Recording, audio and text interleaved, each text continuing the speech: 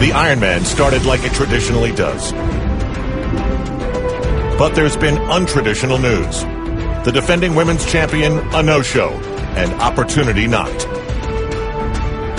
While dreams for some ended early, things moved on. And a rookie leads the women's battle to create a new champion. While a two-time champion's bid to three-peat has turned into a game of catch-up. Craig Alexander's demeanor seems to say, I have a plan, and I'm sticking to it. The men and women are living similar storylines. Julie Dibbins, trying to build a lead on the bike that can survive the marathon charge.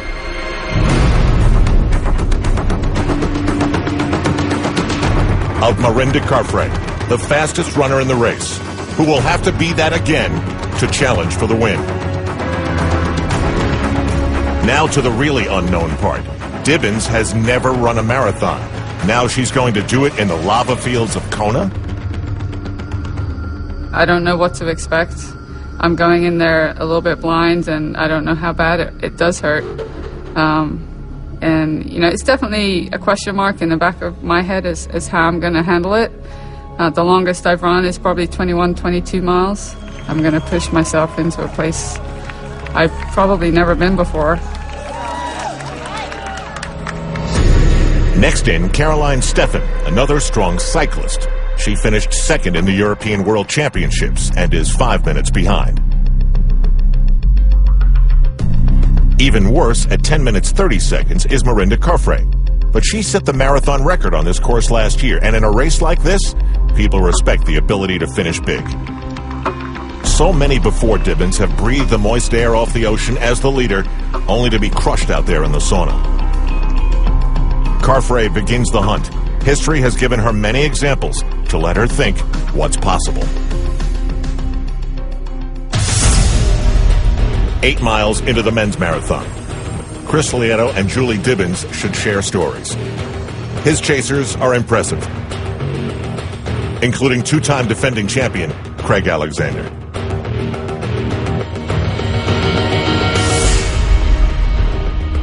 He's a student of the sport. He really is. He knows what he's doing. And so when Craig is racing and he's behind you, it doesn't matter if Chris Lieto's 12 minutes up. Craig knows in his head he can do the math just like that and say, all right, that's easy. I got 12 minutes. All I need to be doing is making up, 20 seconds every mile between now and mile 20. What tends to happen is if you spend too much energy somewhere, you're going to pay for it somewhere else. So when you see guys really fade badly in the run, usually it's because they've gone too hard, spent too many pennies on the bike. Chris Lieto's lead is 13 minutes, but Craig Alexander is gaining. But then again, so are the rest of the strong runners. Like the German Andreas Raylert, whose strides are quick and powerful. Remember, he finished third last year with the help of a strong marathon like this.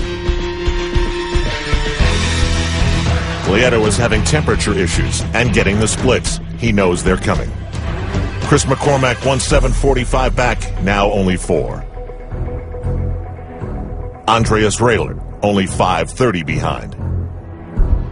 Craig Alexander has more work to do. Over 12 minutes.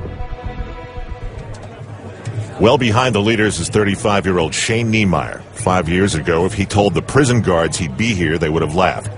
That's right, the prison guards. I would just say that I was a junkie.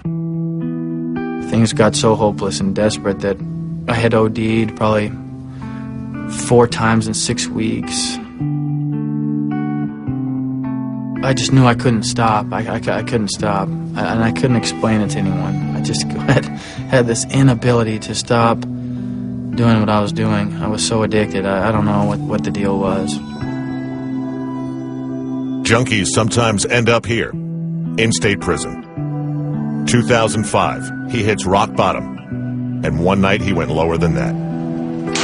I remember, I'll never forget how I remember that it would be kind of a relief to just to not live anymore. There was some comfort in that thought, and then so I just came up with this plan, and I actually tried to hang myself when I was locked up, and but the cord snapped. In and out of jail for years. He was just sick of it. After the suicide attempt, he noticed something while flipping through a magazine. It planted the seed for a new life. Next day I woke up in that medical unit and read this article about Ironman, that you have to qualify, and that was probably just this moment in time. Just that day I kind of made a conscious decision that I needed to quit doing what I had been doing, and I had been unable to stop doing what I had been doing up until that point. Ironman has definitely given me some structure, and it's definitely taught me about being consistent and persistent, and so in that regard, Ironman has given me, it really has given me my life back on track, you know. On Saturday I'll think about some things that I don't think about too often, and that's how far things have come from where they once were, and how that life is bitter sometimes, but it's sweet, and it is definitely what we make of it, you know. Sometimes you wonder if there ever is a hole too deep to climb out of.